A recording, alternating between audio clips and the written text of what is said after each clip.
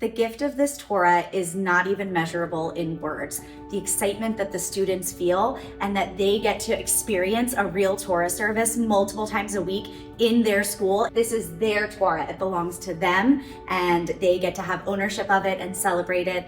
And the fact that it came from an alumni is so incredibly inspiring. It was first commissioned by the Jews of Tripoli in Libya. And I believe it was in 1948, and was briefly in a synagogue there before the Jews were expelled from Libya after the founding of the State of Israel. Many of the Jews of Libya went to Italy, but there were caps in place and they wouldn't allow all the Jews there. And so some of them went to Canada, which has very good immigration policies. And the Torah went with that group of people is how it ended up in Canada.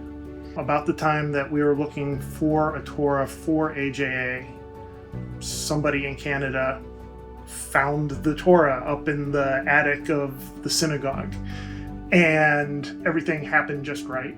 And the rabbi that had looking for a Torah said, "I've got great news for you, right? There's this Torah. It's a really old but really new Torah because it's hardly ever been used, right?" Then we brought it with us to Greensboro, North Carolina, and it was housed at American Hebrew Academy for 6 years until it closed, and then it was held at Beth David.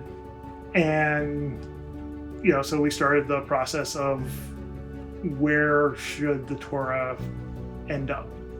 And after talking it through with Michaela, our daughter, we thought that it going back to AJA would be a fantastic thing.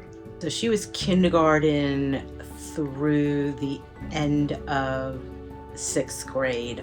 We then, as far as wound up moving because Michaela wanted Jewish high school, and Austin did not have a Jewish high school.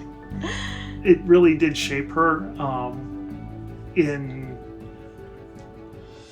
just being immersed in Judaism, in her day-to-day life, that it wasn't something that just came out on Saturday or something like that. It was something that infused her soul end to end. And so she's never wondered who she was or where she came from.